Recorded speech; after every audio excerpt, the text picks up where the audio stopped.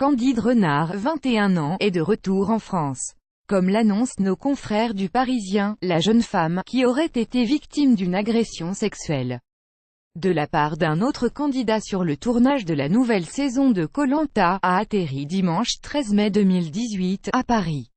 Sa maman, venue de Côte d'Ivoire après avoir appris la nouvelle, l'attendait de pied ferme. Les deux femmes se seraient jetées dans les bras l'une de l'autre, avant d'être exfiltrées par le service de sécurité. Tout au long du vol, la fille de l'actuel sélectionneur de l'équipe de football nationale du Maroc, Hervé Renard, était accompagnée de la psychologue de l'émission de TF1.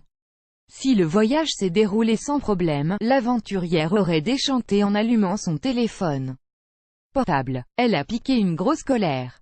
Elle éructait contre la presse People, a raconté un passager du vol.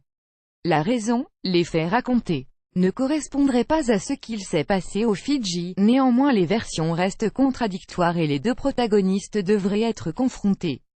Toujours selon l'an Parisien, Candice Renard a fait appel au cabinet d'Hervé Temim, qui défend notamment les intérêts de Laura Smet dans l'affaire de l'héritage de Johnny Hallyday. Et, comme Pure People vous le révélait, Eddie Guyot, 34 ans, l'accusé présumé, a fait appel à l'avocat Jérémy Assous.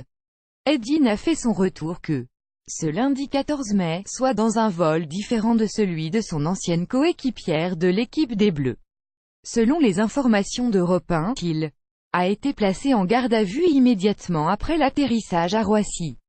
Il se trouve actuellement dans les locaux du SDPJ de Seine-Saint-Denis, afin de livrer sa version des faits.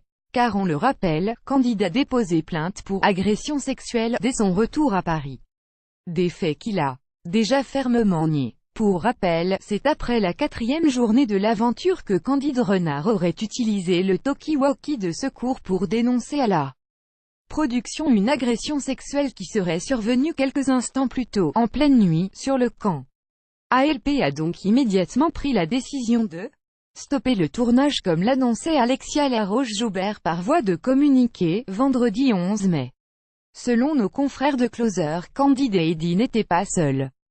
Au moment des faits, une certaine Aurélie et un certain Fabien J se trouvaient dans une hutte, non loin d'eux. Et c'est Aurélie qui aurait alerté la production. Nos confrères de BFM TV ont ajouté que Fabien J contredisait la version de Candide Renard. Pour l'heure, la principale intéressée ne s'est pas encore exprimée. Son papa, en revanche, avait fait savoir aux Parisiens qu'une procédure serait lancée.